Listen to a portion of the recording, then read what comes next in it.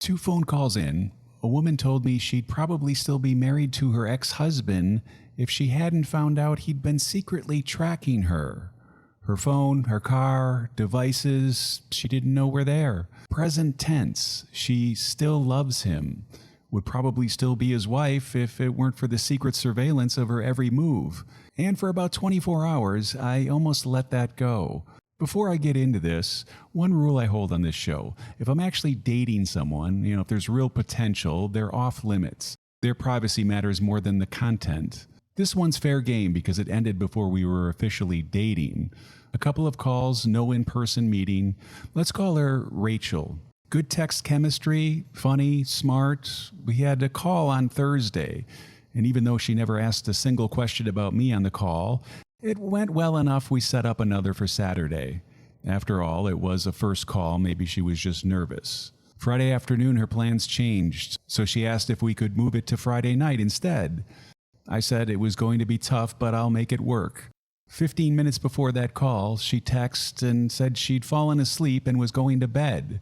No apology, just a new time proposed, like the first cancellation hadn't happened. I said, fine. Everybody's tired. Saturday, the new time comes and goes without her mentioning it, despite texting back and forth all day. And I finally ask about it myself. So she says, yes, we could have a call, but she's got a terrible headache. So, because I'm not an animal, I offered to reschedule. She agrees, and I tell her to feel better. Still no apology. Just how about Sunday? 2 cancellations in a row, both times on calls she'd suggested herself, and neither time an "I'm sorry" or "thanks for being flexible." I noticed and filed it away as nothing. Told myself she's just casual. Everybody gets busy. It was nothing. I just didn't want it to be, because months on the apps will do that to you. Somewhere in there, she went and listened to close to a dozen of my episodes of this very show in under a day, and then messaged me gushing about how funny it was and how much she loved the observations. Warmer about my content than she had been apologetic about standing me up twice. I noticed that too. I still let it go. Sunday night we finally talk again, for 2 hours. She tells me about her family, by name like I already know these people, multiple exes in great detail, her job, her childhood, her brothers, her parents. Not one question about me, the entire call. I tried to end that call 5 times. 5 times I said some version of, I have to let you go. 5 times she paused for a half a second and just kept going. She told me I was so easy to talk to. Sure, I was easy to talk to because I wasn't talking. I was listening to a monologue pretending to be a conversation.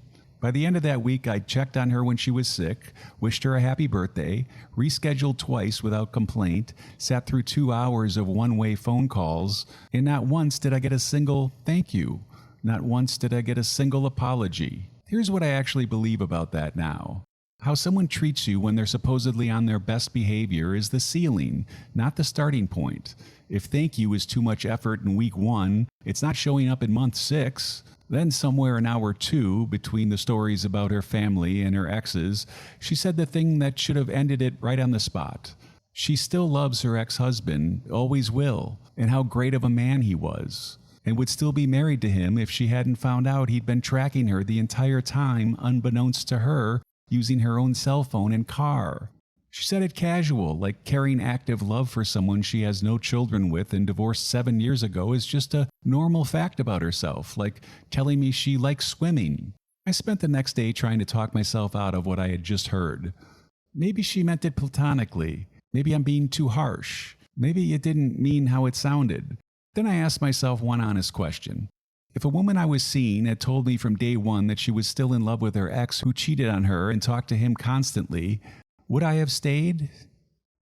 No, not for a single day. So why was I about to make an exception now? Just because I was tired of the apps and she seemed interested? I still love my ex is not the same sentence as I have good memories or I'm grateful for what we had. Those mean it's processed. Present tense, active love, means you'll be measured against that person the entire time you're together, whether she admits that or not.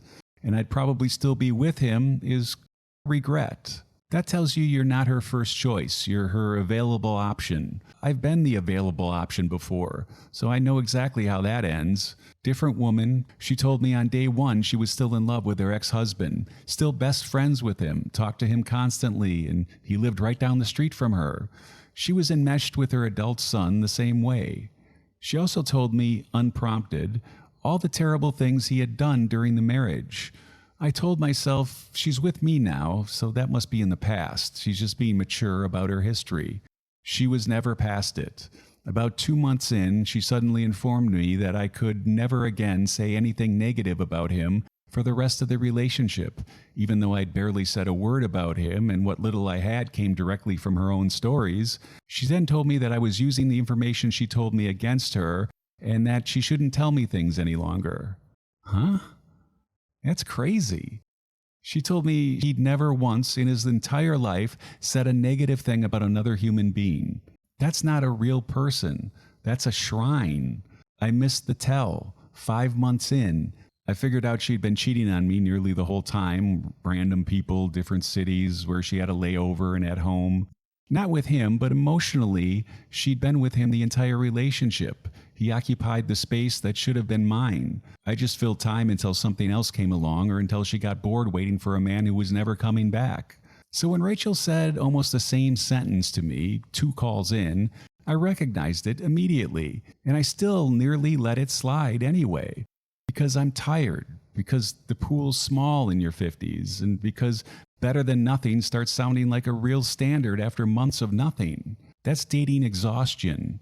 It's exactly what turns a red flag pink, then mauve, then eventually, well, maybe I'm being too critical. That's how you end up 6 months deep into something that told you exactly what it was on day one. So I made a choice. Believe her the first time, or talk myself out of it because I was tired and she seemed interested.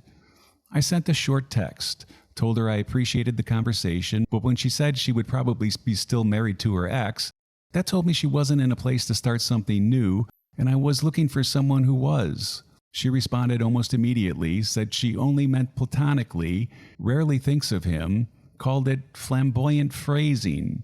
In the same message, told me it was interesting how quick I was to jump ship without really ever getting to know her. No apology anywhere, just deflection, and making the misunderstanding mine. 4 more messages came over the next 8 hours, after I'd already ended it cleanly.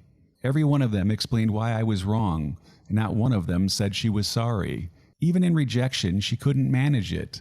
That told me everything the phone call hadn't already. For about a day, I almost reversed the whole decision, because she's better than most of what months of the apps have produced. She held a conversation, even a one-sided one. She made it to 2 actual calls, even after 2 cancellations first.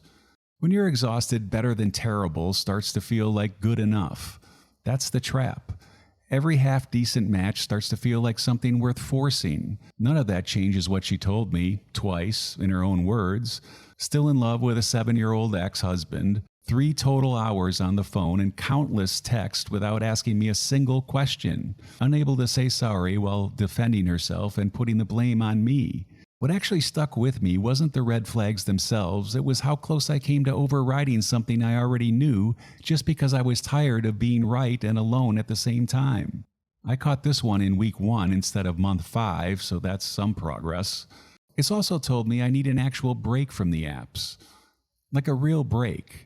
Because I've done a whole episode about never making dating decisions while exhausted, and I still almost ignored my own advice in real time. If this sounds familiar, someone who never apologizes, never says thank you, casually mentions still in love with their ex, it's nothing, you're overreacting, believe them the first time. You don't need more evidence, and you don't owe them extra chances to prove you wrong. People show you who they are in the small stuff, canceling without an apology, talking for 2 hours without asking a single question, loving someone who isn't you out loud on a second phone call. The pool might be small, but you only need one. And at minimum, that one should not be in love with a greasy ex or incapable of saying the words, "I'm sorry."